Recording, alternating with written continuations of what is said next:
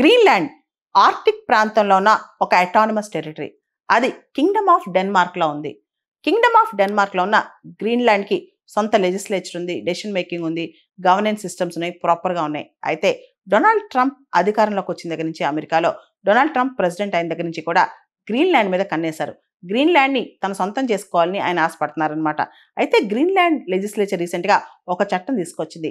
గ్రీన్లాండ్లో right to property, ఎవరైతే గ్రీన్లాండ్లో ఆస్తులు కొనుక్కోవాలనుకున్నారో వాళ్ళకి సంబంధించిన చాలా రిస్ట్రిక్షన్స్, లిమిటేషన్స్ తీసుకొచ్చింది. బయట వాళ్ళు ఎవరైతే గ్రీన్లాండ్కి సంబంధం లేని వాళ్ళు ఉంటారో, డానిష్ పీపుల్ కాకుండా ఉంటారో, వాళ్ళు గ్రీన్లాండ్లో ఆస్తులు కొనుక్కోవడం చాలా కష్టం అనమాట. ఎవరైతే కంపెనీస్ కానీ ఇండివిజువల్స్ కానీ గ్రీన్లాండ్, ఫెరో ఐలాండ్స్, డెన్మార్క్ ఇక్కడ ఉన్న వాళ్ళు ఉంటారో వాళ్ళు పూర్తి స్థాయిలో గ్రీన్లాండ్లో ఆస్తులు కొనుక్కోవచ్చు.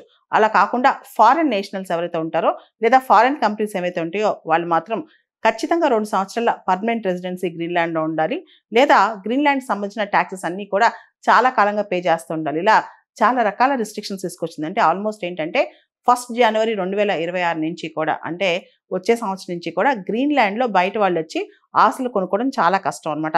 దీనికి సంబంధించి గ్రీన్లాండ్ చాలా స్ట్రాంగ్గా ఒక పాలసీ లెజిస్లేషన్ కూడా తీసుకొచ్చింది అనమాట. అయితే గ్రీన్లాండ్ ఇంత స్ట్రిక్ట్గా ఎందుకుంది, ఎందుకు గ్రీన్లాండ్ ఇలాంటి చట్టాలు తీసుకొచ్చింది? దీనికి ప్రధానమైన కారణం ఆర్టిక్ జియో పాలిటిక్స్లో, ఆర్టిక్ ప్రాంతంలో గ్రీన్లాండ్ చాలా స్ట్రాటజిక్ లొకేషన్లో ఉందన్నమాట. ముఖ్యంగా గ్రీన్లాండ్ చుట్టుపక్కల ఆర్టిక్ సీ, గ్రీన్లాండ్ చుట్టుపక్కల ప్రాంతాల్లో క్రిటికల్ మినరల్స్ కావచ్చు, రేర్ ఎర్త్ ఎలిమెంట్స్ కావచ్చు, ఇవన్నీ సమృద్ధిగా ఉన్నాయని చెప్పి కూడా కథనాలు చెప్తున్నాయి అనమాట. దాంతోపాటు హైడ్రో కార్బన్స్ కూడా ఆ ప్రాంతంలో చాలా ఎక్కువ ఉన్నాయని చెప్పి, అండ్ అన్నిటికన్నా ముఖ్యంగా యుఎస్ యొక్క నార్థన్ మోస్ట్ ఎయిర్ బేస్ కూడా అక్కడ ఉందన్నమాట. తులి ఎయిర్ బేస్ అంటాం, లేదా కొత్తగా దానికి పితుఫిక్ ఎయిర్ బేస్ అని పేరు పెట్టారనమాట.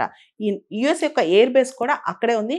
యుఎస్ యొక్క నార్థన్ మోస్ట్ ఆపరేషన్స్ అన్ని కూడా అక్కడి నుంచి జరుగుతాయి అనమాట.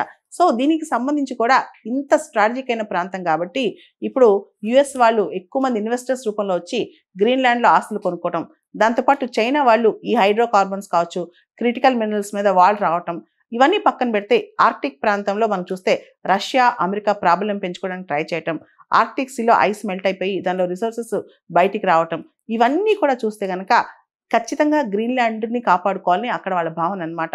మా ప్రాంతం మాదే, భవిష్యత్తులో మేము డెన్మార్క్లో భాగంగా ఉంటామా లేదా అనేది మాకు మేమే డిసైడ్ చేసుకుంటామని చాలా సందర్భాల్లో వాళ్ళు వెల్లడించారు.